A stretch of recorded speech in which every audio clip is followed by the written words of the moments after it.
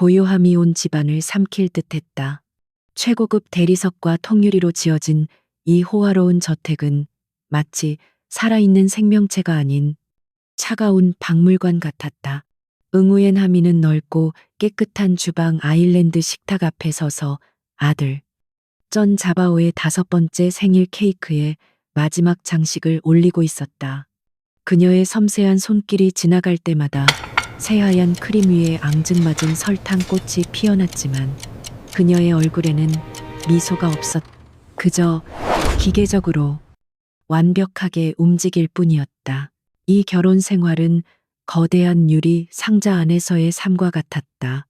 밖에서 보기에는 모든 것을 갖춘 화려한 삶이었지만 안에서는 숨막히는 공허함만이 존재했다. 남편 전 호황롱은 롱팟 그룹의 유능한 CEO였고 모두가 부러워하는 남자였다. 하지만 하미에게 그는 얼음장 같은 시선과 비수 같은 말들로 상처를 주는 존재일 뿐이었다. 그의 세상에서 그녀와 아들 자바오는 그저 그의 완벽한 이미지에 필요한 장식품에 불과했다. 엄마, 아빠는 언제 와요? 작은 발소리와 함께 자바오가 주방으로 달려와 그녀의 다리를 꼭 껴안았다. 아이의 맑은 눈망울에는 아빠에 대한 기대감이 가득했다. 하미는 애써 입꼬리를 끌어올리며 아들의 머리를 쓰다듬었다. 곧 오실 거야. 우리 아들, 아빠가 오늘 우리 자바오 생일인 거 절대 잊지 않으셨을걸. 그녀는 거짓말을 하고 있었다. 아마도 그는 잊었을 것이다. 혹은 기억하더라도 중요하게 생각하지 않을 것이다. 몇 년 전만 해도 하미는 재능 있는 인테리어 디자이너였다. 그녀의 감각과 열정은 업계에서도 주목받았지만 호황롱과의 결혼과 함께 모든 것을 내려놓았다. 그는 그녀가 가정에 충실하기를 바랐고 그녀는 사랑이라는 이름 아래 기꺼이 자신의 꿈을 접었다. 하지만 그녀가 얻은 것은 남편의 따뜻한 눈길이 아닌 철저한 무관심과 경멸이었다. 그는 종종 그녀의 희생을 당연하게 여기며 집에서 편히 지내는 것을 감사하게 생각하라고 말했다. 저녁 시간이 다가오자 하미는 자바오와 함께 정성껏 준비한 음식들을 식탁 위에 차렸다. 자바오가 가장 좋아하는 스테이크와 파스타, 그리고 알록달록한 샐러드까지. 모든 것이 완벽했지만 가장 중요한 한 사람이 없었다. 시간은 무심하게 흘러갔고 벽에 걸린 고급 시계의 금빛 시침은 이미 저녁 8시를 가리키고 있었다. 자바오의 얼굴에 실망감이 서서히 번지기 시작했을 때 현관문이 열리는 소리가 들렸다. 차가운 밤 공기와 함께 전 호황롱이 들어섰다. 완벽하게 다려진 슈트와 흐트러짐 없는 머리카락. 그의 모습은 언제나처럼 빈틈이 없었다. 그는 식탁에 차려진 음식들과 아들의 생일 케이크를 무표정하게 한번 훑어보더니 넥타이를 느슨하게 풀며 말했다. 이런 건 왜 준비했어? 시간 낭비하게. 그의 목소리에는 어떠한 감정도 실려 있지 않았다. 마치 당연한 사실을 말하는 듯한 차가운 어조였다. 자바오가 의자에서 뛰어내려 그에게 달려갔다. 아빠 제 생일이에요.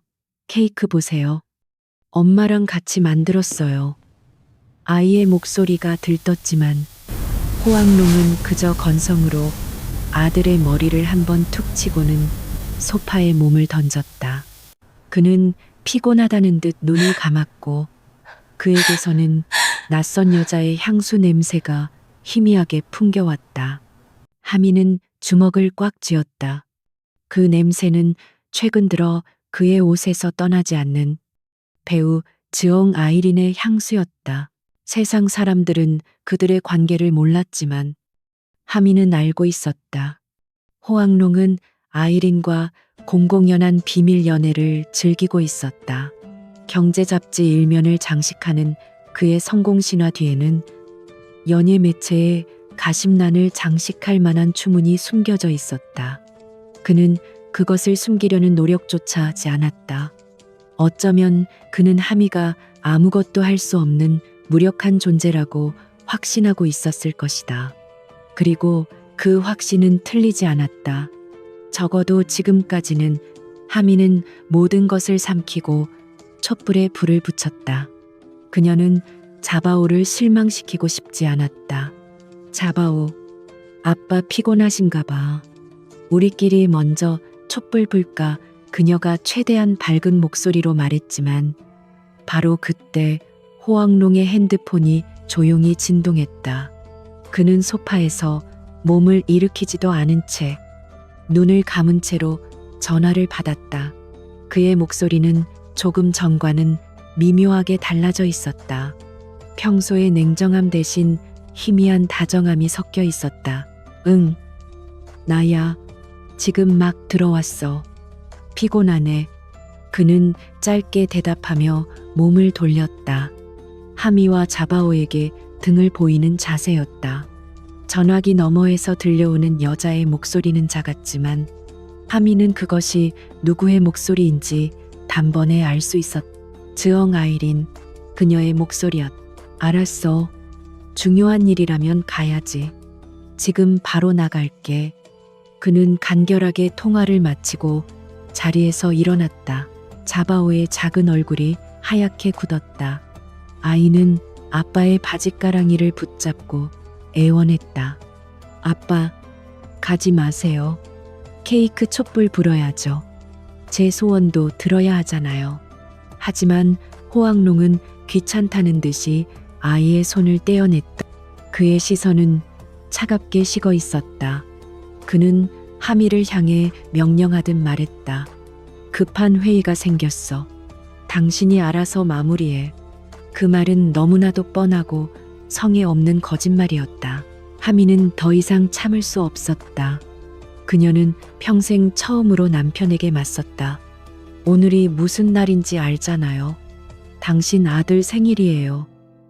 세상 어떤 중요한 회의가 아들의 생일보다 중요할 수 있죠. 그녀의 목소리는 떨렸지만 눈빛은 단호했다.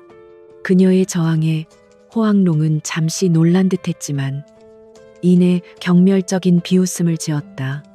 그의 입에서 나온 말은 하미의 심장을 산산조각 내기에 충분했다. 착각하지 마. 응우엔 하미. 넌 그저 내 아들을 낳아준 여자일 뿐이야. 그리고 이 아이는 내 후계자로서의 의무일 뿐이고 유치한 감성 노름에 어울려줄 시간 없어. 이 집에서 편하게 사는 걸로 만족하란 말이야. 그는 잔인한 말을 내뱉고는 뒤도 돌아보지 않고 현관을 향해 걸어갔다. 쾅 하고 닫히는 문소리가 거대한 저택 안을 공허하게 울렸다. 그 소리는 하미의 지난 6년간의 결혼 생활에 대한 사망 선고와도 같았다. 아빠 자바오의 울음이 터져 나왔다. 아이는 닫힌 문을 향해 달려가려 했지만 하미가 아이를 끌어안았다. 그녀는 눈물을 흘리지 않았다. 이미 그녀의 마음속 눈물샘은 오래전에 말라버렸다. 대신 그 자리에는 차가운 분노와 서늘한 결심이 자리 잡기 시작했다. 그녀는 우는 아들을 품에 안고 화려하지만 영혼 없는 것을 둘러보았다. 모든 것이 거짓이었고 모든 것이 허상이었다. 그녀는 더 이상 이 황금 감옥에 갇혀 있을 수 없었다. 그녀는 자신을 위해서 그리고 무엇보다 사랑하는 아들 자바오를 위해서 이 지옥을 벗어나야만 했다. 촛불이 켜진 생일 케이크가 식탁 위에서 외롭게 타오르고 있었다. 촛농이 녹아내리는 모습이 마치 그녀의 무너져 내린 삶처럼 보였다. 하지만 그녀는 알고 있었다. 이것은 끝이 아니었다. 이것은 모든 것을 되돌려 놓기 위한 처절한 시작이었다. 그날 밤 하미의 눈빛은 그 어느 때보다도 차갑고 강렬하게 빛나고 있었다. 아들이 잠든 것을 확인하고 방문을 조용히 닫은 하미는 더 이상 눈물을 흘리지 않았다. 그녀의 눈은 메마른 사막처럼 건조했고 그 안에는 슬픔 대신 차가운 결의가 이글거리고 있었다. 어젯밤 남편이 아들의 생일 케이크를 뒤로하고 다른 여자에게 떠나던 그 순간 그녀 안에 있던 마지막 미련과 희망이 산산조각 났다. 이제 남은 것은 상처받은 짐승의 처절한 생존 본능과 모든 것을 제자리로 돌려놓겠다는 강철 같은 의지뿐이었다. 그녀는 주방으로 돌아가 아무 말 없이 남은 음식들을 치우기 시작했다. 그녀의 움직임에는 한치의 망설임도 없었다. 마치 잘 짜인 각본대로 움직이는 배우처럼 그녀는 접시를 닦고 식탁을 정리하고 바닥을 청소했다. 이 집안의 모든 것은 그녀의 손길을 거쳐 완벽한 질서를 유지했지만 그 질서 속에는 어떠한 온기도 존재하지 않았다. 이 집은 그녀의 것이 아니었다. 그녀는 그저 값비싼 감옥의 관리인이었을 뿐이다. 모든 정리가 끝난 후 그녀는 자신의 작업실로 향했다.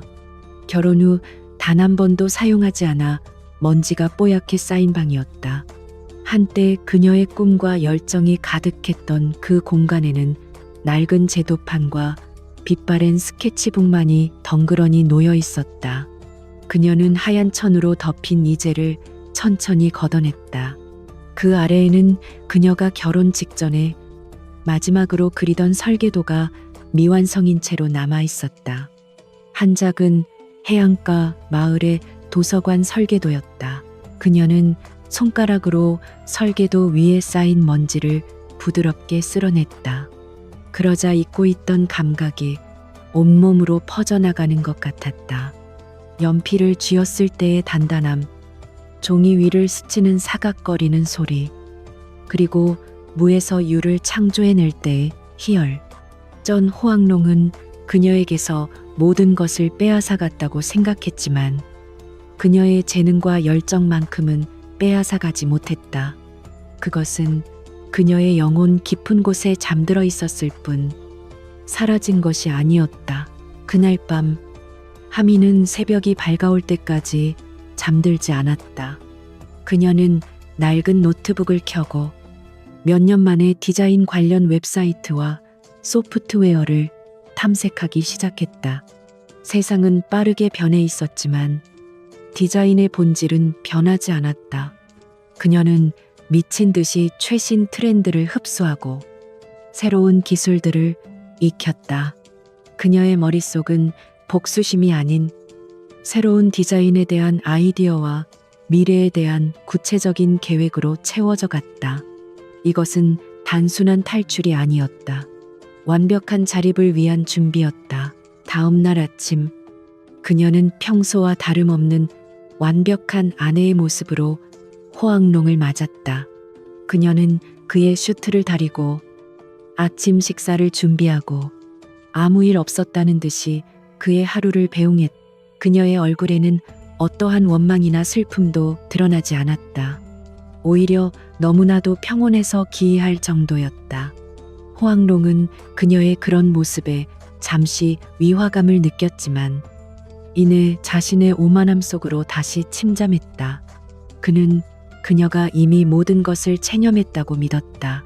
호황농이 집을 나간 후 하미의 진짜 하루가 시작되었다. 그녀는 조용히 그의 서재로 들어갔다. 그는 언제나처럼 자신의 흔적들을 아무렇지 않게 남겨두었다. 책상 위에는 어젯밤 늦게 결제된 고급 레스토랑의 카드 영수증이 놓여 있었다. 2사람분의 식사 금액이었다. 그리고 그의 슈트 주머니에서는 그녀에게는 한 번도 사준 적 없는 명품 주얼리 브랜드의 영수증이 나왔다. 그는 자신의 부주의함이 어떤 결과를 초래할지 상상조차 하지 못했다. 하미는 그 모든 증거들을 차곡차곡 사진으로 찍어 비밀 폴더에 저장했다. 감정에 휩쓸리지 않고 철저히 이성적으로 행동했다. 이것은 시작에 불과했다. 그녀는 그의 모든 움직임을 파악해야 했다. 그의 비서가 보내주는 공식적인 일정표와 그가 실제로 움직이는 동선 사이의 불일치를 찾아내야 했다. 그가 당연하게 여기는 모든 것들이 이제 그녀에게는 그를 무너뜨릴 무기가 될 것이었다. 오후에는 그녀의 오랜 친구이자 유능한 변호사인 안투에게 연락했다. 그녀는 일부러 공중전화를 사용했고 자신의 신분을 철저히 숨겼다. 나야, 함이, 도움이 필요해. 아주 중요한 계약 문제를 상담하고 싶어. 그녀의 목소리는 차분했지만 그 안에 담긴 무게를 안투는 즉시 알아차렸다. 그들은 사람들이 거의 찾지 않는 낡은 서점에서 만나기로 약속했다. 그곳은 그들의 추억이 담긴 장소이자 누구의 눈에도 띄지 않을 안전한 장소였다. 약속 장소에 나타난 하미의 모습에 안투는 말을 잊지 못했다. 그녀의 친구는 예전의 활기 넘치던 모습은 온데간데 없고 마치 잘 만들어진 마네킹처럼 감정이 없어 보였다. 하미는 담담하게 자신의 상황을 설명하고 그동안 모아온 증거들을 보여주었다. 이야기를 듣는 내내 안투의 표정은 굳어갔다. 이건 명백한 유책 사유야. 하지만 상대는 롱팟 그룹이야. 함이 그들의 법무팀은 상상을 초월해 아주 길고 힘든 싸움이 될 거야. 하미는 조용히 고개를 끄덕였다. 알아. 그래서 완벽한 증거가 필요해. 그가 반박할 여지조차 없을 만큼 확실한 것들로. 그리고 나는 빈손으로 나올 생각이 없어. 내 아들 자바오의 미래와 내가 빼앗긴 6년의 시간에 대한 정당한 대가를 받아내야겠어. 그녀의 눈빛은 흔들림이 없었다. 안투는 그런 친구의 모습에서 예전 최고의 디자이너를 꿈꾸던 당찬 하미의 모습을 보았다. 그녀는 친구의 손을 꼭 잡았다. 내가 도울게. 끝까지 함께 할게. 그날 이후 하미의 이중 생활은 더욱 치밀해졌다.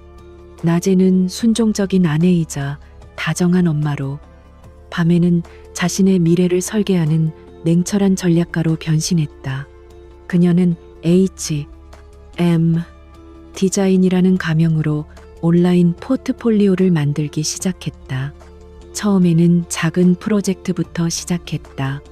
지역의 작은 카페 인테리어를 디자인해주고 지인의 집 거실을 새로 꾸며주는 시기였다. 그녀의 감각은 여전히 살아있었고 결과물은 언제나 의뢰인들을 만족시켰다. 그녀는 자신이 번 돈으로 새로운 노트북과 전문 디자인 소프트웨어를 구입했다. 남편의 돈이 아닌 오롯이 자신의 능력으로 번 돈으로 무언가를 산 것은 6년 만에 처음이었다. 그것은 단순한 소비가 아니었다.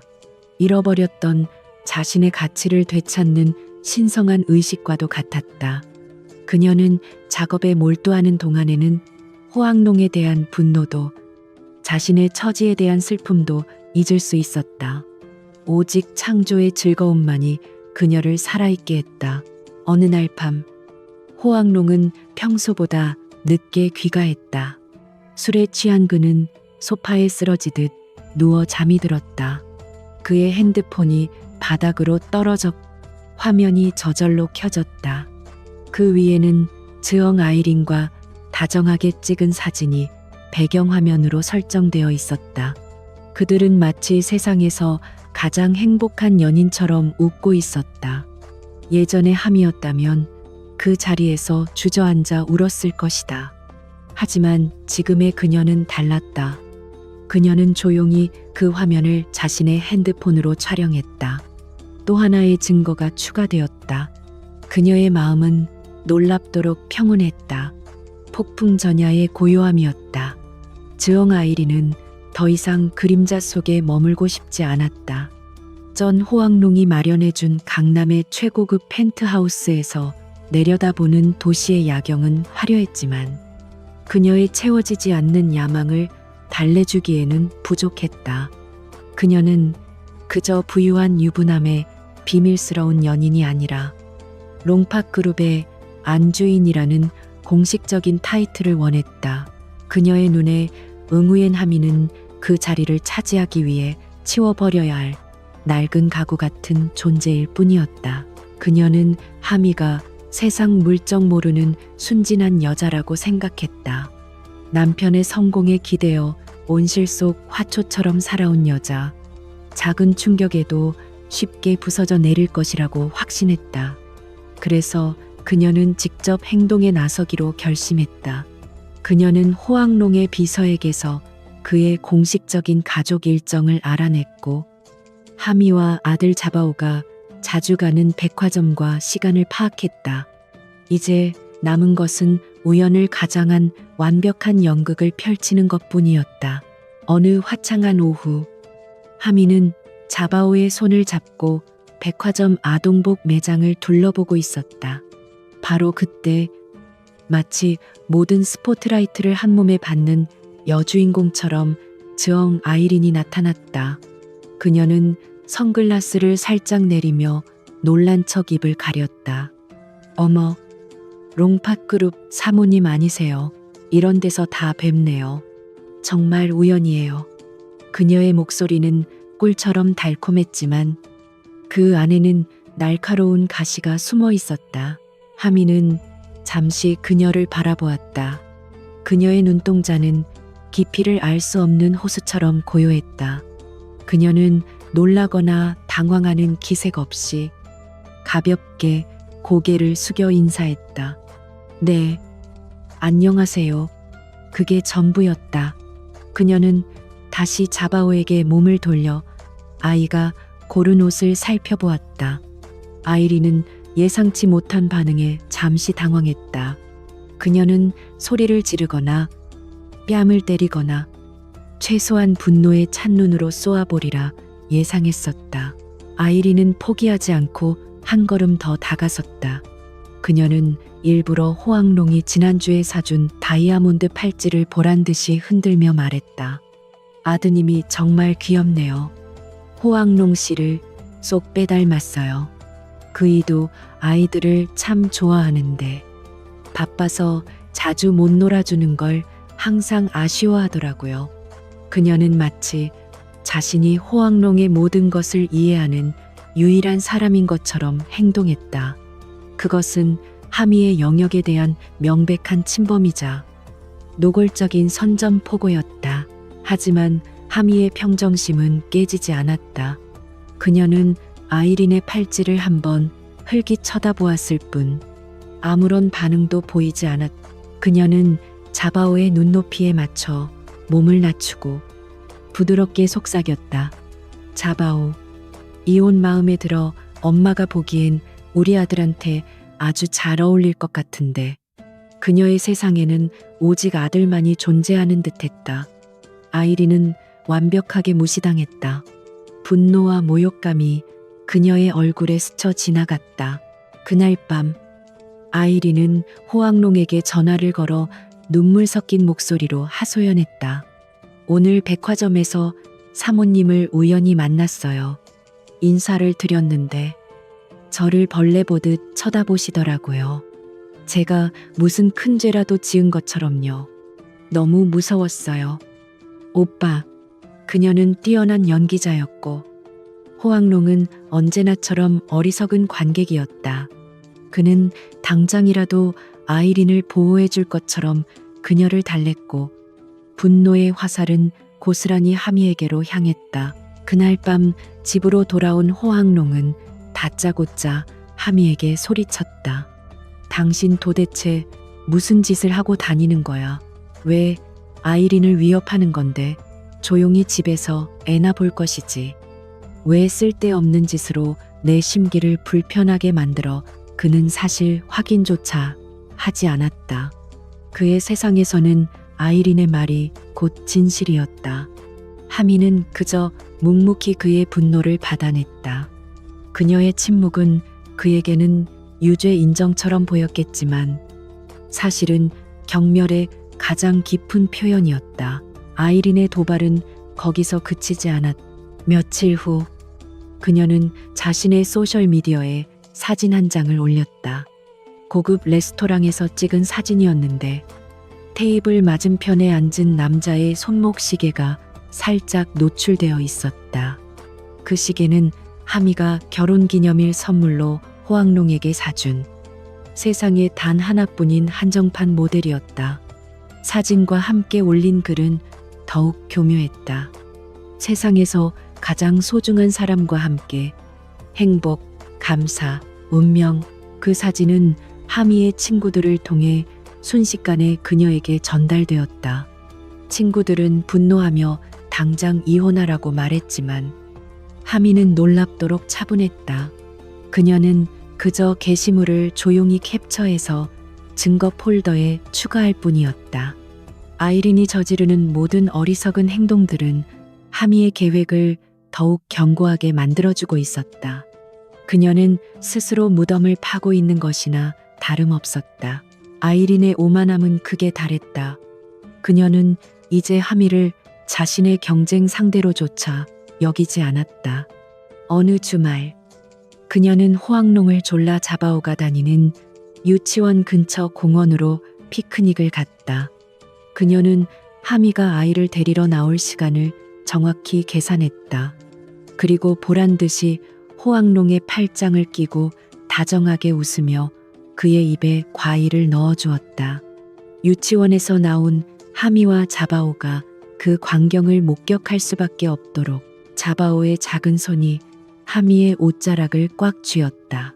엄마, 아빠 옆에 있는 아줌마는 누구예요? 아이의 순수한 질문이 하미의 심장을 찔렀다. 하지만 그녀는 흔들리지 않았다.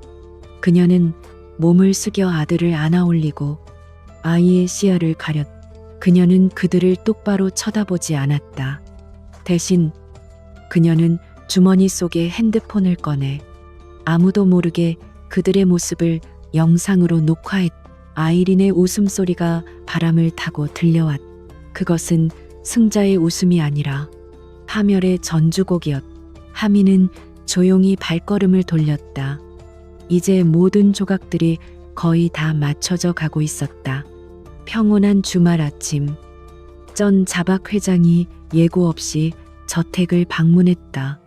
그는 손자 자바오를 위한 장난감 로봇을 손에 들고 있었지만 그의 얼굴에는 온화한 미소 대신 근심이 서려 있었다.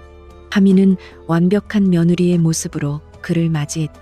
그녀는 정중하게 차를 내왔고 자바오는 할아버지가 사온 선물에 기뻐하며 거실을 뛰어다녔다. 겉으로 보기에는 더없이 평화로운 가족의 풍경이었다.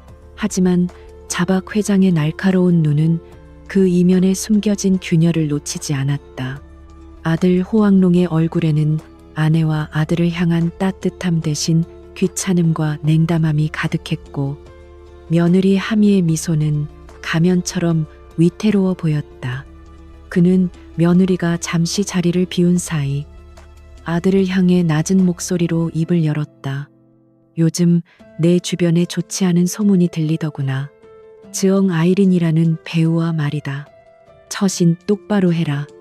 가정은 회사의 근간이다. 호황롱은 아버지의 충고가 못마땅하다는 듯 미간을 찌푸렸다.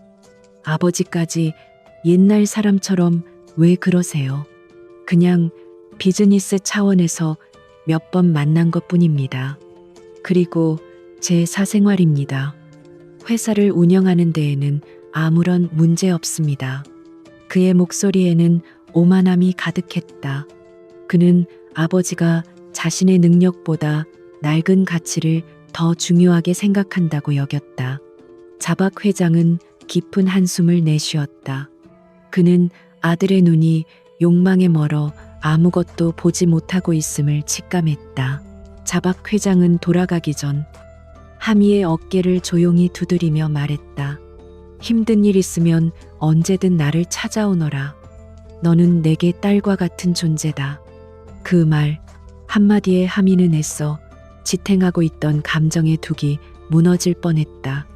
그녀는 고개를 깊이 숙여 감사를 표하는 것으로 간신히 눈물을 참았다. 그녀의 그런 모습을 본 회장의 마음은 더욱 무거워졌다. 이 결혼이 곧 파국을 맞을 것이라는 불길한 예감이 그의 마음을 스쳐 지나갔다. 아버지가 돌아가자마자 호황롱은 쌓아두었던 분노를 하미에게 터뜨렸다. 당신, 우리 아버지한테 가서 고자질이라도 한 거야. 내 뒤에서 무슨 수작을 부린 거냐고. 가만히 있으니까 내가 우스워 보여. 그는 모든 문제의 원인을 그녀에게 돌렸다.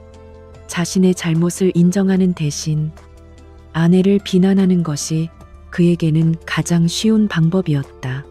그의 눈에는 이성적인 판단력 대신 자존심의 상처를 입은 남자의 비뚤어진 분노만이 가득했다. 하미는 더 이상 침묵하지 않았다. 그녀는 차가운 눈으로 남편을 마주보며 말했다. 제가 아니라 당신의 행동이 아버님을 걱정하게 만든 거예요. 당신은 당신의 아들이자 한 회사의 대표예요. 언제까지 그렇게 철없이 행동하실 건가요? 그녀의 목소리는 조용했지만 그 안에는 날카로운 칼날이 숨어 있었다. 처음 겪는 그녀의 반격에 호황롱은 순간 할 말을 잃었다.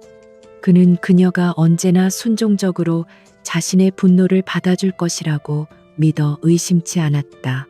그의 분노는 이제 걷잡을 수 없이 타올랐다. 그는 그녀에게 상처를 주기 위해 가장 잔인한 방법을 선택했다. 철이 없다고 넌 아이린이 어떤 여자인지 알기나 해. 그녀는 내 일을 이해하고 내 야망을 존중해줘.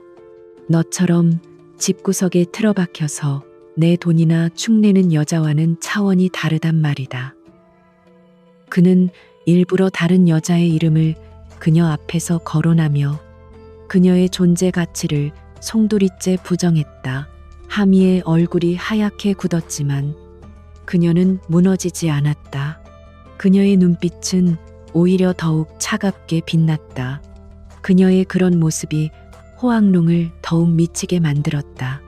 그는 이성을 잃고 마지막 선을 넘어버렸다. 그는 그녀의 턱을 거칠게 붙잡고 증오에 찬 목소리로 속삭였다. 똑똑히 들어. 응우엔 하미, 너와 결혼하고 저 아이를 낳은 건 내 인생 최악의 실수였어. 너희 둘은 그저 내 발목을 잡는 족쇄일 뿐이야. 그 말이 그의 입에서 나오는 순간 세상의 모든 소리가 멎는 듯했다. 그것은 단순한 분노의 표현이 아니었다. 하미와 자바오의 존재 자체를 부정하는, 영혼을 파괴하는 저주였다. 하미는 그의 손을 뿌리치지 않았다. 그녀는 그저 텅 빈 눈으로 그를 바라보았다. 그 눈빛 속에는 더 이상 어떠한 감정도 남아있지 않았다. 사랑도, 미움도, 슬픔도, 분노도, 모든 것이 재가 되어 사라져버렸다. 그녀의 침묵이 그를 불안하게 만들었다. 그는 자신이 너무 심한 말을 했다는 것을 뒤늦게 깨달았지만 자존심 때문에 사과할 수는 없었다. 그는 거칠게 그녀를 밀치고 재킷을 집어들었다. 오늘 밤은 들어오지 않을 거니까. 그런 줄 알아. 그는 마치 도망치듯 집을 빠져나갔다. 쾅! 하고 닫히는 문소리가 다시 한번 저택을 울렸지만 이번에는 하미의 마음에 어떠한 파문도 일으키지 못했다. 호황롱이 떠난 후 하미는 한참 동안 그 자리에 서 있었다. 그녀의 마음 속에서는 거대한 폭풍이 지나간 후의 고요함만이 감돌았다. 그의 마지막 말은 그녀에게 상처를 준 것이 아니라 오히려 그녀를 올가매고 있던 마지막 족쇄를 끊어주었다. 이제 그녀는 아무런 망설임도 죄책감도 없이 이 지옥을 떠날 수 있었다. 그녀는 조용히 아들의 방으로 갔다. 곤히 잠든 자바오의 얼굴을 보며 그녀는 굳게 다짐했다. 이 아이를 위해서라도 반드시 강해져야 한다고. 그녀는 핸드폰을 들어 변호사 안투에게 짧은 메시지를 보냈다. 이제 시작할 시간이야. 새벽의 푸른 빛이 거대한 통유리 창을 통해 스며들 때 하미는 이미 모든 준비를 마친 상태였다. 그녀는 밤새 한숨도 자지 않았다. 대신 그녀는 집안 곳곳에 남은 자신의 마지막 흔적들을 지웠다. 그녀가 쓰던 칫솔, 그녀의 향수, 그녀가 읽던 책들. 마치 처음부터 이곳에 존재하지 않았던 사람처럼 그녀는 자신의 모든 것을 정리했다. 이것은 도망이 아니라 과거와의 완벽한 단절을 위한 의식이었다. 그녀는 작은 캐리어 2개를 현관문 옆에 세워두었다. 하나는 그녀의 것이었고 다른 하나는 자바오의 것이었다. 안에는 꼭 필요한 옷가지와 아이가 가장 아끼는 곰인형, 그리고 그녀가 지난 몇 달간 밤을 새워가며 작업했던 디자인 포트폴리오가 담긴 노트북이 전부였다. 그녀는 이 저택에 있는 그 어떤 값비싼 보석이나 명품 가방도 챙기지 않았다. 그것들은 그녀의 것이 아니었기 때문이다. 그녀는 마지막으로 호황롱의 침실로 향했다. 그는 어젯밤에도 들어오지 않았다. 아마도 즈엉 아이린의 펜트하우스에서 달콤한 밤을 보냈을 것이다. 하미는 그의 침대 옆 협탁 위에 하얀 봉투 하나를 조용히 올려놓았다. 봉투 안에는 그녀가 이미 서명을 마친 이혼 서류 한 장만이 들어있었다. 긴 편지나 원망의 말은 없었다. 그 종이 한 장이 그녀가 그에게 전하는 마지막 메시지였다. 그들의 관계는 이제 법적인 절차만 남았을 뿐, 감정적으로는 완벽히 끝났다는 선언이었다. 이윽고 그녀는 자바오의 방으로 들어가 곤히 잠든 아들의 뺨에 부드럽게 입을 맞췄다. 자바오, 일어나. 엄마랑 신나는 여행 갈 시간이야. 그녀의 목소리는 한없이 다정했다. 아이는 졸린 눈을 비비며 일어났다. 여행이요? 아빠도 같이 가요. 아이의 순수한 질문에 그녀의 심장이 잠시 아려왔지만 그녀는 애써 미소를 지었다. 아니, 이번엔 엄마랑 둘이서만 가는 특별한 여행이야. 아빠는 아주 바쁘시거든. 그들은 아무도 깨지 않은 새벽의 정막 속에서 유령처럼 조용히 저택을 빠져나왔다.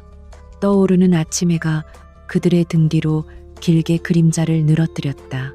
하미는 뒤를 돌아보지 않았다. 지난 6년간 그녀의 청춘을 앗아간 저 황금 감옥을 다시 돌아볼 이유는 없었다. 그녀는 미리 불러둔 택시에 자바오와 함께 올라탔다. 차가 부드럽게 출발하며 익숙한 풍경에서 멀어지자 그녀는 비로소 길고 깊은 숨을 내쉬었다. 자유였다. 그날 정오가 되어서야 전 호황롱은 숙취로 깨질 듯한 머리를 붙잡고 집으로 돌아왔다.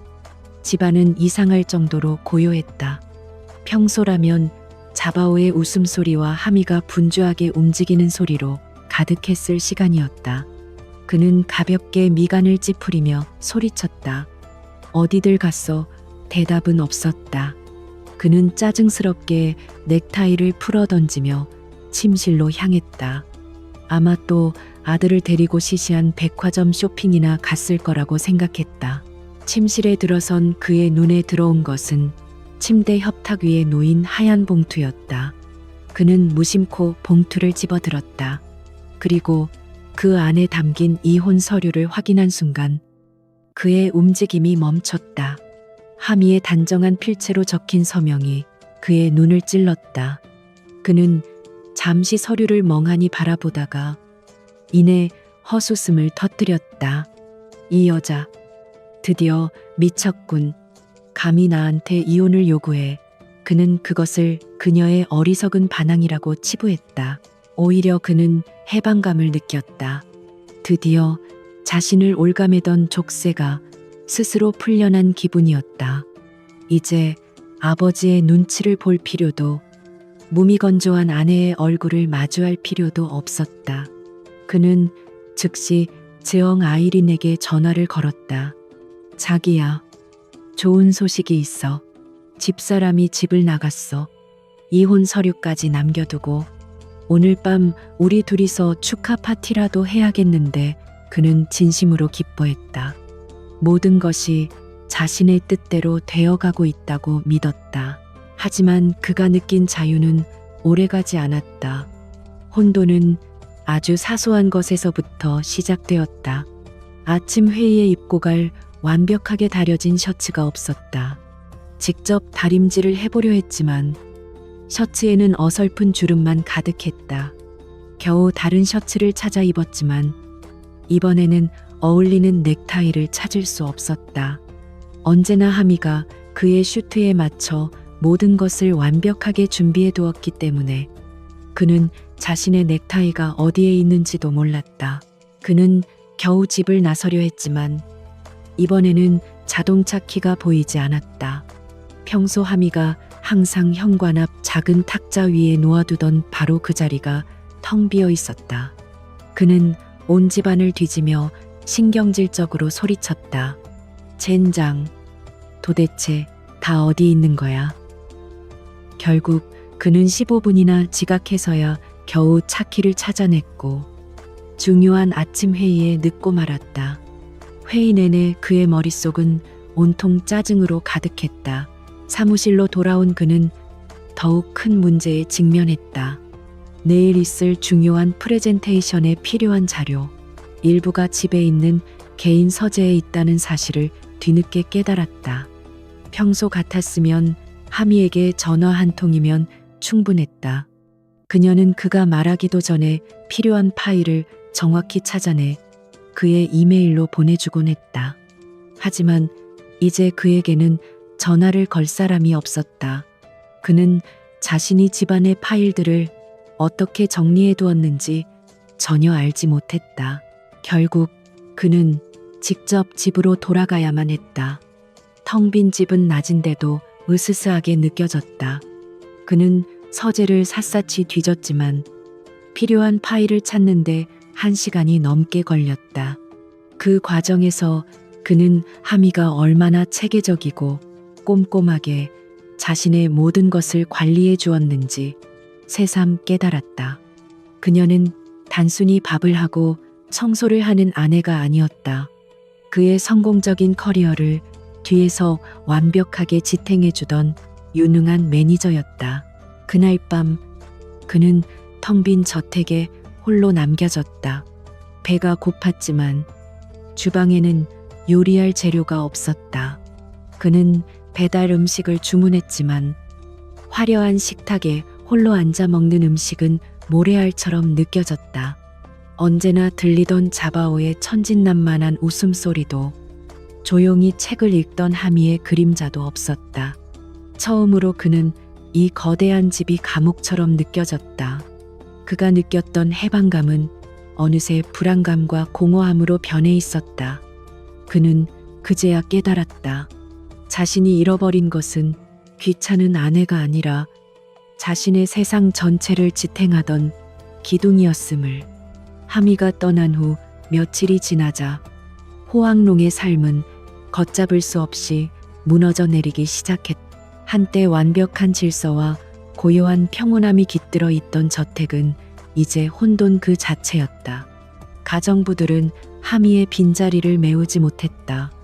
그들은 하미의 세심하고 명확한 지시 없이는 우왕좌왕했고 집안 곳곳에는 먼지가 쌓이고 물건들은 제자리를 찾지 못했다. 호황롱은 아침마다 구겨진 셔츠와 짝이 맞지 않는 양말 때문에 전쟁을 치러야 했다. 그의 혼란은 집안에서 그치지 않았다. 그의 업무 스케줄은 엉망이 되었다. 하미는 그의 공식적인 일정뿐만 아니라 개인적인 약속과 기념일까지 모두 기억하고 관리해 주었다. 그녀가 없자 그는 중요한 투자자와의 저녁 약속을 까맣게 잊어버렸고 오랜 사업 파트너의 결혼 기념일에 축하 인사를 보내는 것도 놓쳤다. 그의 완벽주의적인 이미지에 서서히 균열이 가기 시작했고 주변 사람들은 그의 변화를 의아하게 생각했다. 하지만 그를 가장 괴롭힌 것은 아들 자바오의 부재였다. 집안을 가득 채우던 아이의 웃음소리가 사라지자 저택은 거대한 무덤처럼 느껴졌다. 그는 거실 소파 밑에서 자바오가 가지고 놀던 작은 자동차 장난감을 발견했다. 그는 무심코 그것을 집어들었다. 차갑고 딱딱한 플라스틱의 감촉이 그의 심장을 찔렀다. 그는 자신이 아들의 얼굴을 제대로 들여다본 적이 언제였는지, 아들이 마지막으로 자신에게 무슨 말을 했는지 기억해내려 했었지만 아무것도 떠오르지 않았다. 바로 그때 즈영 아이린이 자신의 짐가방들을 들고 저택으로 들어왔다. 그녀는 마치 개선 장군처럼 당당하게 선언했다. 이제부터 여기가 내 집이야. 오빠, 내가 오빠 옆에서 다 챙겨줄게. 그 여자보다 훨씬 더 잘할 자신 있어. 그녀는 호황롱의 공허함을 자신의 욕망으로 채울 수 있다고 믿었다. 그녀는 즉시 집안의 가구들을 바꾸고 값비싼 장식품들을 사들였다. 그녀는 이 집을 자신의 왕국으로 만들고 싶어 했다. 처음에 호황롱은 그녀의 존재가 위안이 될 것이라고 생각했다. 하지만 그것은 완벽한 착각이었다. 아이린은 집안을 돌보는 데에는 전혀 관심이 없었다. 그녀는 아침 늦게까지 잠을 자고 일어나서는 쇼핑을 하거나 자신의 친구들을 불러 시끄러운 파티를 열었다.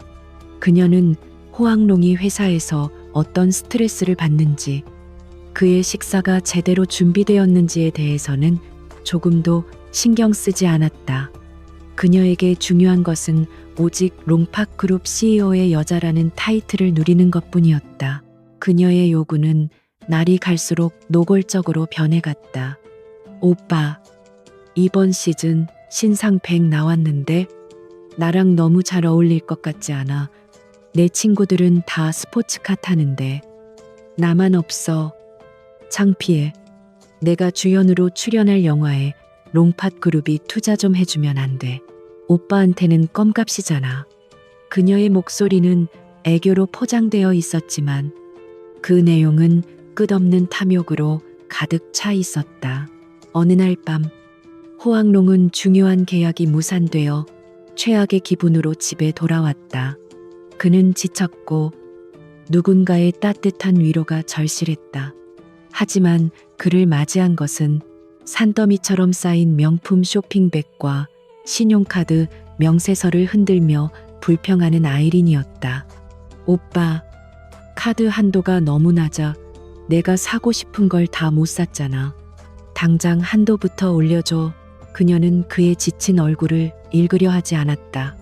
그녀의 눈에는 오직 자신의 욕망만이 보였다.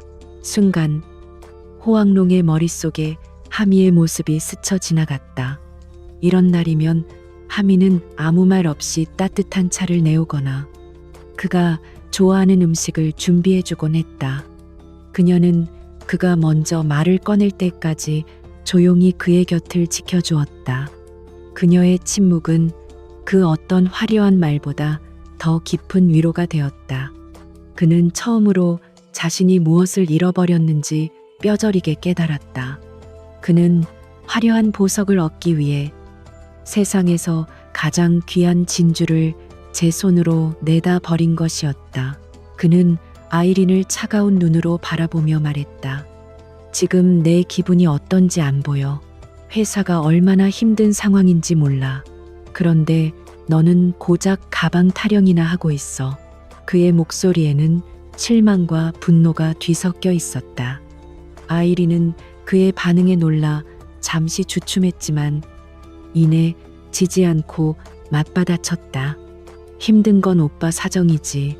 내가 왜 그런 것까지 신경 써야 해.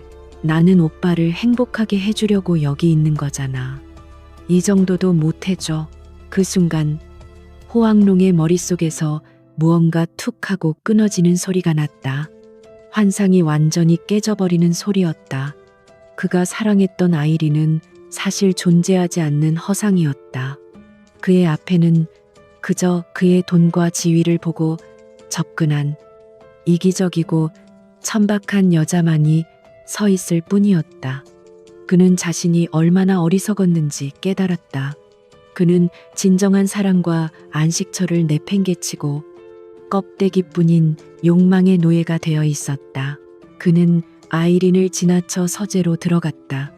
그리고 책상 서랍 깊숙한 곳에 던져두었던 이혼 서류를 꺼내 들었다. 하미의 단정한 서명이 마치 불에 달군 낙인처럼 그의 눈을 찢었다. 얼마 전까지만 해도 이 종이는 그에게 자유를 의미했다.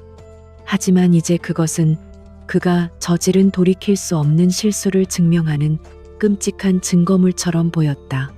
그는 서류를 쥔 손을 부들부들 떨었다. 후회라는 감정이 거대한 파도처럼 그의 온몸을 덮쳐왔다. 월요일 아침, 롱팟 그룹의 이사회 회의실에는 팽팽한 긴장감이 감돌았다. 전 호황롱은 중요한 해외 투자 계약의 최종 단계를 보고하고 있었다. 그의 목소리에는 자신감이 넘쳤고 모든 것이 그의 통제하에 있는 듯 보였다. 바로 그 순간 회의실 문이 조용히 열리고 그의 비서가 창백한 얼굴로 들어왔다. 그녀는 떨리는 손으로 태블릿 PC를 그에게 내밀었다. 대표님, 지금 큰일 났습니다. 화면에는 국내 최대 연예 매체의 메인 기사가 떠 있었다. 단독 롱팟 그룹 전 호황롱 CEO, 배우 즈엉 아이린과 충격적인 불륜, 아내와 아들은 어디에?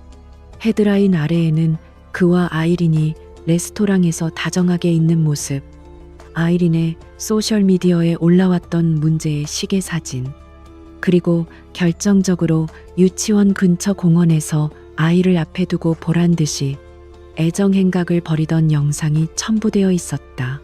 영상은 누군가 멀리서 몰래 찍은 듯 했지만 화질은 소름 끼칠 정도로 선명했다. 순간 회의실의 모든 공기가 얼어붙었다. 이사들의 핸드폰이 동시에 진동하기 시작했고 여기저기서 낮은 탄식과 수군거림이 터져 나왔다. 호황롱의 얼굴에서 핏기가 가셨다. 이것은 단순한 가십 기사가 아니었다. 누군가 치밀하게 계획하고 가장 결정적인 순간에 터뜨린 폭탄이었다. 그는 본능적으로 이것이 응우엔 하미의 작품이라는 것을 직감했다. 그녀의 조용한 분노가 마침내 그를 향해 불을 뿜기 시작한 것이다. 뉴스는 걷잡을 수 없는 속도로 퍼져나갔다. 몇 분 만에 모든 포털 사이트의 메인 화면이 그의 스캔들로 도배되었다. 대중의 반응은 폭발적이었다.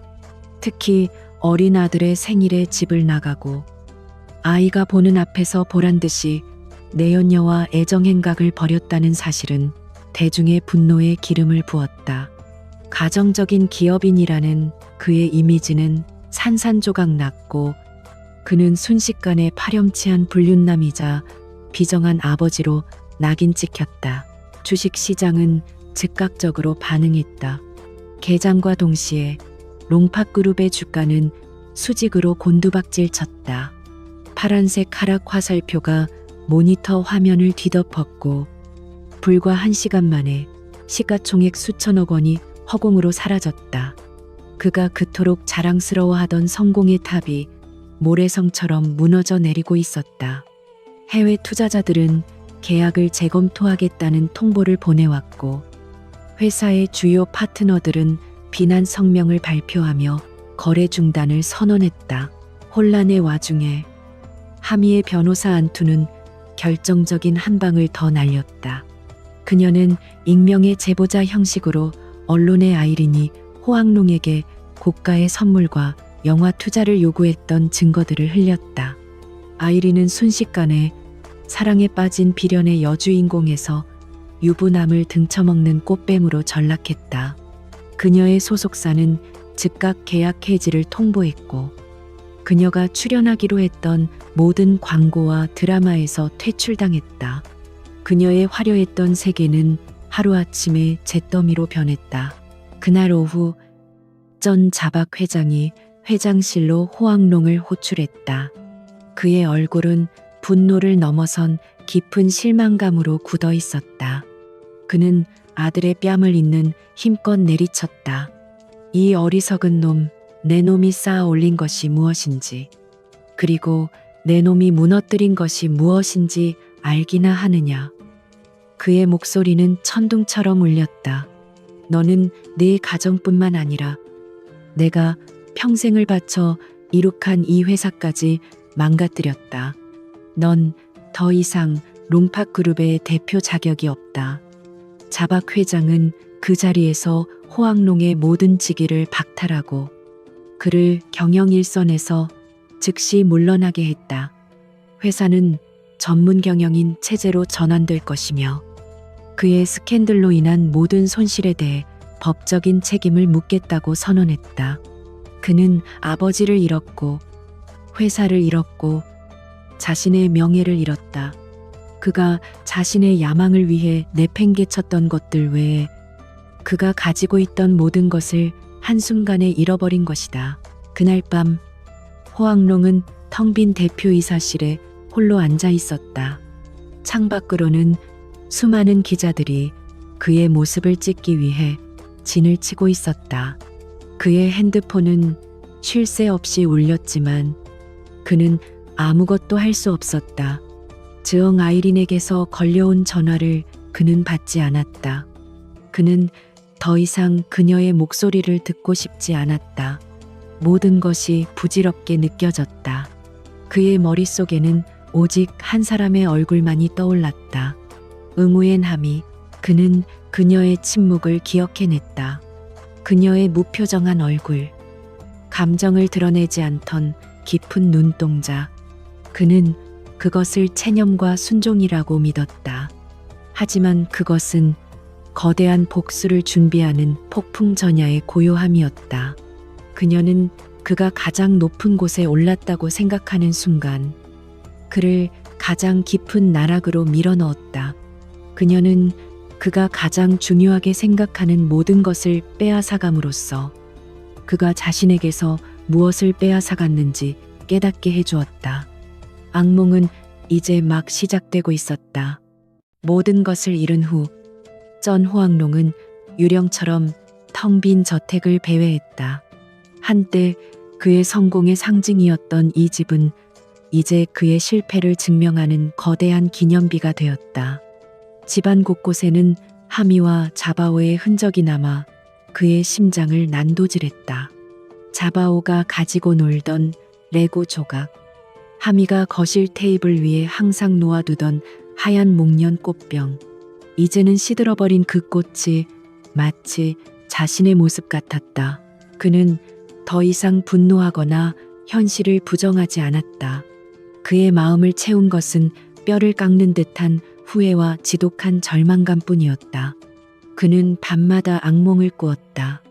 꿈속에서 하미와 자바오는 차가운 눈으로 그를 외면한 채 멀어져 갔다. 그는 필사적으로 그들을 향해 손을 뻗었지만 손에 잡히는 것은 공허한 바람뿐이었다. 그는 식은땀에 흠뻑 젖어 잠에서 깨어나 칠흑 같은 어둠 속에서 홀로 흐느꼈다. 며칠간의 폐인 생활 끝에 그는 마침내 움직이기 시작했다. 그는 아내와 아들을 찾아야만 했다. 그들을 되찾기 위해서가 아니었다. 그는 이미 자신에게 그럴 자격이 없다는 것을 알고 있었다. 그는 그저 그들의 얼굴을 보고 무릎을 꿇고 용서를 구하고 싶었다. 단 한 번이라도 진심을 전할 기회를 얻고 싶었다. 그것이 그가 살아남기 위해 해야 할 유일한 일이었다. 그의 첫 번째 행선지는 하미의 친정집이었다. 그는 그가 경멸했던 작고 낡은 아파트 앞에 섰다. 문을 열어준 장모님의 얼굴에는 경멸과 증오가 서려 있었다. 자네가 여긴 무슨 낯으로 찾아왔나? 내 딸과 손주를 그렇게 짓밟아 놓고 그녀의 목소리는 날카로웠다. 그는 고개를 숙인 채 아무 말도 할 수 없었다. 하미는 여기 없네. 그리고 어디에 있는지도 알려줄 생각 없으니 당장 돌아가게. 다시는 우리 앞에 나타나지 마. 문은 그의 눈앞에서 무정하게 닫혔다. 그는 그녀의 옛 친구들에게도 연락을 취해보려 했지만 아무도 그의 전화를 받지 않았다. 그들은 이미 하미를 통해 모든 진실을 알고 있을 터였다. 그는 자신이 얼마나 철저히 고립되었는지 깨달았다. 그는 하미의 세계에 대해 아는 것이 아무것도 없었다. 그녀가 누구와 친하게 지내는지, 그녀가 무엇을 좋아하고 무엇을 꿈꿨는지, 그는 한 번도 관심을 가진 적이 없었다. 그는 그녀를 아내가 아닌 자신의 소유물로만 여겼던 것이다. 절망에 빠져 집으로 돌아온 그는 마치 홀린 사람처럼 하미가 쓰던 물건들을 뒤지기 시작했다. 그녀가 떠날 때 남겨두고 간 낡은 상자들을 열어보았다. 그 안에는 그녀의 대학 시절 스케치북과 디자인 관련 서적들이 가득했다. 그는 처음으로 그녀의 스케치북을 펼쳐보았다. 그 안에는 그가 한 번도 본 적 없는 열정과 재능으로 가득 찬 또 다른 하미가 있었다. 섬세한 연필, 선으로 그려진 가구 디자인, 따뜻한 색감으로 채워진 공간 스케치. 그는 특히 반복적으로 등장하는 한 이미지에 시선이 멎었다. 푸른 바다가 보이는 언덕 위에 지어진 작은 도서관의 모습이었다. 스케치 옆에는 아이들과 함께 책을 읽고 파도 소리를 들을 수 있는 곳이라는 글귀가 적혀 있었다. 그는 가슴을 망치로 맞은 듯한 충격을 받았다. 이것이 그녀의 꿈이었을까? 그는 왜 한 번도 그녀의 꿈에 대해 물어보지 않았을까? 그는 그저 자신의 야망을 위해 그녀의 꿈을 짓밟아버린 것이었다. 그는 스케치북 마지막 장에서 낯선 이름 하나를 발견했다. M 디자인. 그는 혹시나 하는 마음에 인터넷 검색창에 그 이름을 입력했다. 그리고 그는 숨을 멈췄다. 검색 결과에는 최근에 만들어진 듯한 작은 디자인 스튜디오의 홈페이지가 떠 있었다. 스튜디오의 로고는 그녀의 스케치북에서 보았던 도서관의 모습과 닮아 있었다. 그리고 포트폴리오 섹션에는 그가 상상했던 것 이상의 놀라운 디자인들이 가득했다. 포트폴리오 속 공간들은 하나같이 따뜻하고 인간적인 감성으로 채워져 있었다. 그가 살던 차갑고 인공적인 저택과는 완전히 다른 세상이었다. 각각의 디자인에는 의뢰인과의 깊은 교감을 통해 그들의 삶을 이해하려는 노력이 엿보였다. 그는 그녀가 자신의 재능을 어떻게 다시 꽃피웠는지 경이로운 눈으로 바라보았다. 그녀는 그가 없어도, 아니, 그가 없었기 때문에 비로소 자신의 날개를 펼치고 있었던 것이다. 홈페이지에 연락처 섹션을 클릭했지만 그곳에는 주소 대신 이메일 주소만 적혀 있었다. 그는 잠시 망설이다가 떨리는 손으로 메일을 쓰기 시작했다. 그는 무슨 말을 해야 할지 알 수 없었다. 미안하다는 말로는 그의 죄를 씻을 수 없었다. 그는 수십 번을 쓰고 지우기를 반복하다가 결국 단 한 문장만을 남겼다. 당신이 디자인한 공간들 정말 아름답군요. 그는 자신의 이름을 밝히지 않았다. 며칠 후 그는 H.M. 디자인이 최근에 작업한 작은 해안가 마을의 카페에 대한 기사를 발견했다. 기사에는 카페의 아름다운 인테리어 사진과 함께 이곳은 마치 사람의 마음을 치유해주는 것 같다는 주인의 인터뷰가 실려 있었다. 그는 사진 속 카페의 창문 너머로 보이는 익숙한 바다 풍경을 보았다. 그곳은 그가 예전에 사업차 방문했던 조용하고 평화로운 어촌 마을이었다. 그는 직감했다.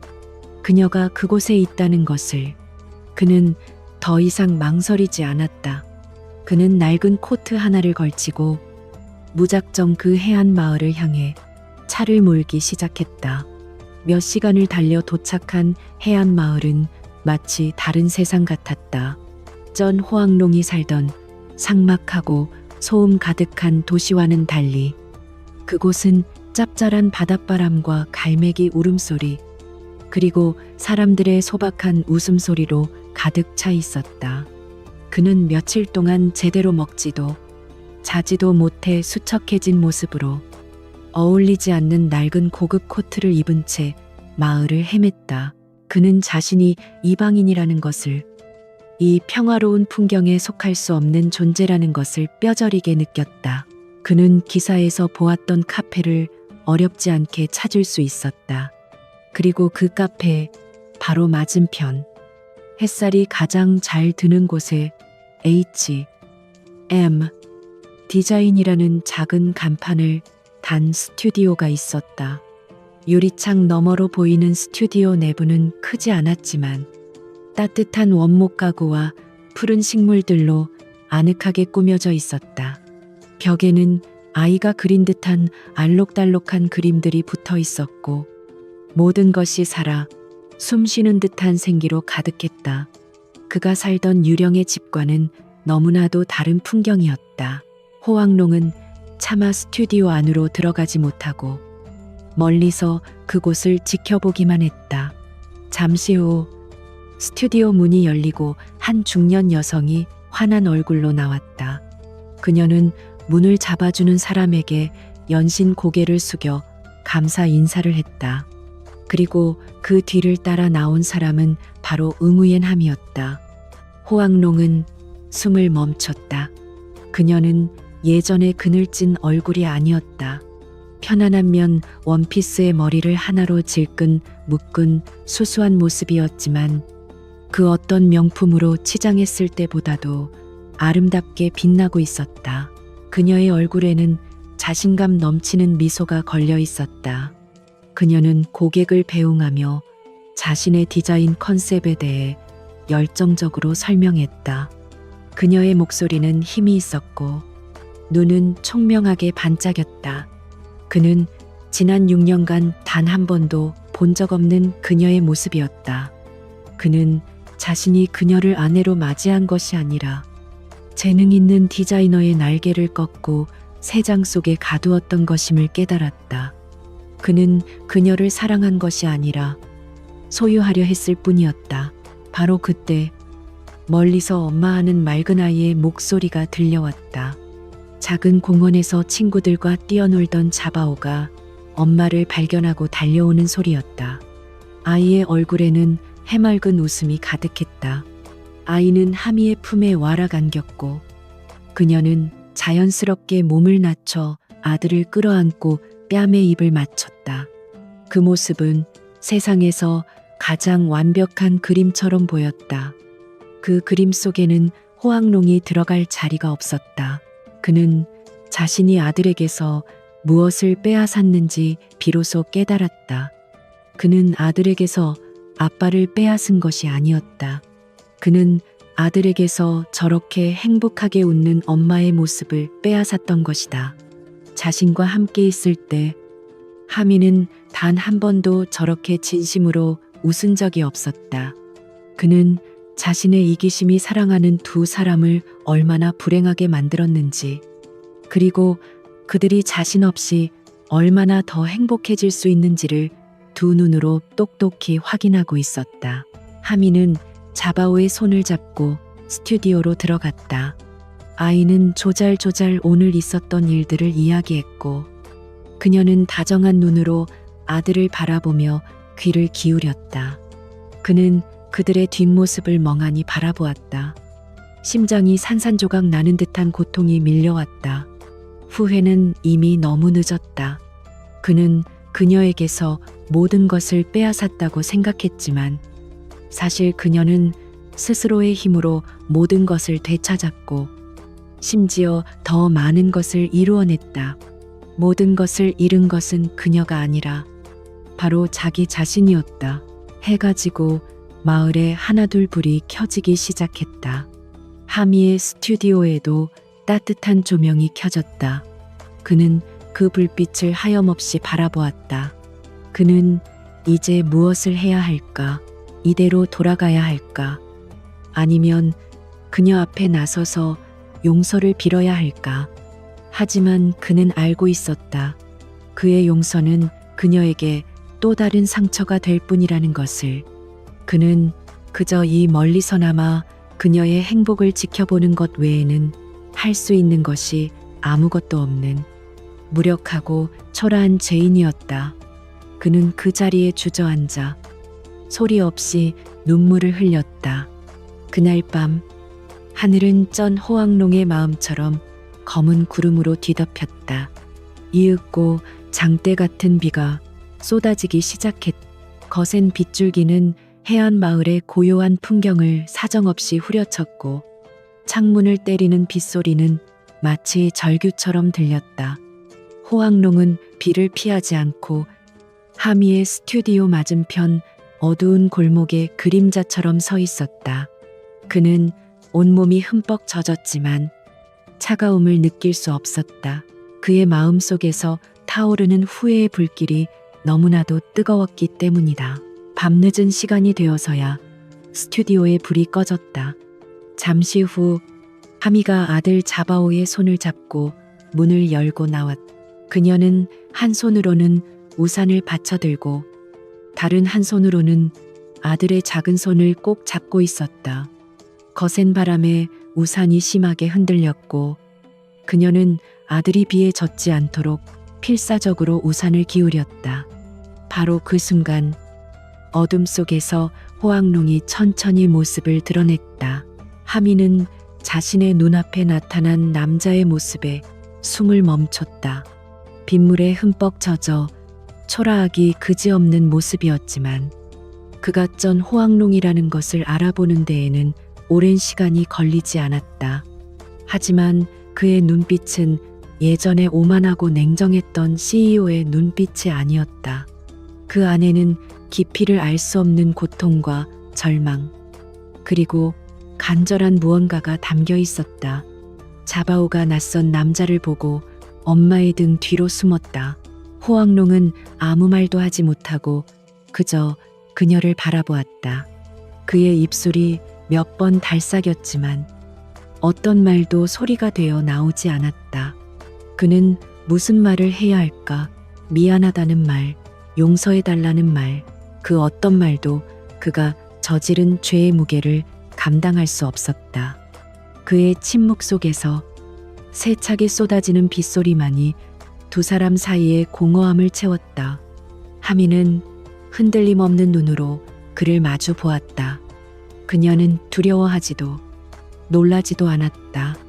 그녀는 이미 이 순간을 예감하고 있었을지도 모른다. 마침내 호황농은 움직였다. 그는 천천히 하미의 앞으로 다가왔다. 그리고 그는 한때 세상을 다 가진 것처럼 거만했던 그 남자는 빗물이 흥건한 아스팔트 바닥 위에 힘없이 무릎을 꿇었다. 그의 무릎이 차가운 바닥에 닿는 소리가 빗소리에 묻혔다. 그는 고개를 깊이 숙인 채 흐느낌 섞인 목소리로 간신히 입을 열었다. 미안해. 내가 다 잘못했어. 그것은 변명이 아니었다. 동정을 구하기 위한 연극도 아니었다. 그의 영혼 가장 깊은 곳에서 터져나온 처절한 참회였다. 나는 당신이 얼마나 소중한 사람이었는지 몰랐어. 당신의 재능을, 당신의 꿈을, 당신의 사랑을 내 이기심으로 모두 짓밟아 버렸어. 나는 당신을 사랑할 자격도, 당신의 남편이 될 자격도, 그리고 저 아이의 아버지가 될 자격도 없는 놈이야. 빗물과 눈물이 뒤섞여 그의 얼굴을 타고 흘러내렸다. 하미는 아무 말 없이 그를 내려다보았다. 그녀의 마음 속에서 폭풍 같은 감정이 휘몰아쳤지만 그녀의 얼굴에는 어떠한 표정도 드러나지 않았다.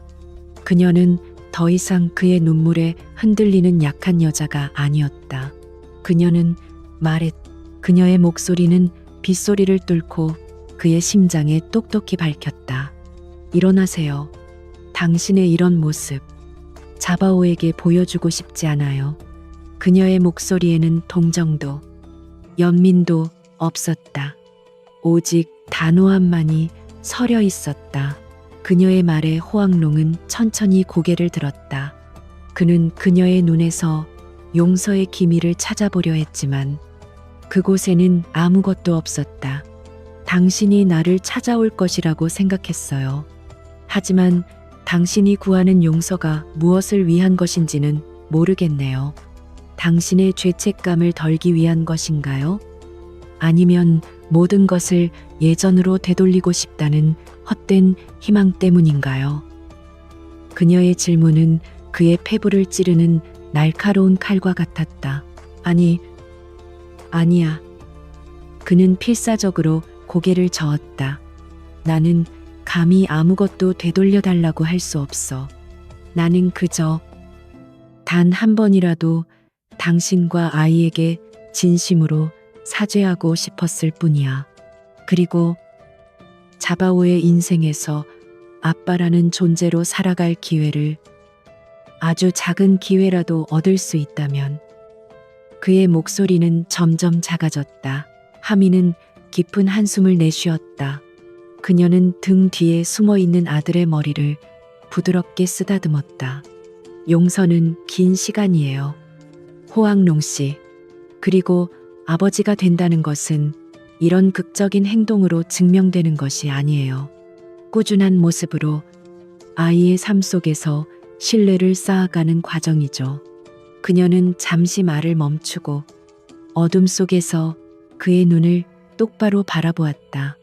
당신이 정말 변했다면 그것을 나에게 증명하려 하지 마세요.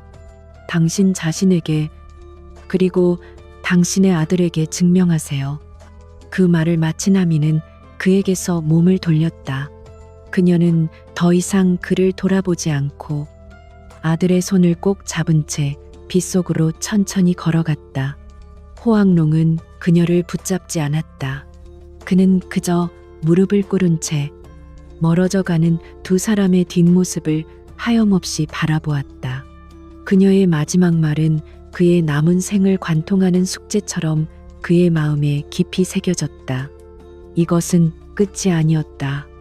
이것은 그의 길고 외로운 속죄의 여정이 시작되는 첫걸음이었다. 빗줄기는 여전히 거세게 쏟아지고 있었다. 마치 그의 죄를 씻어내려는 듯이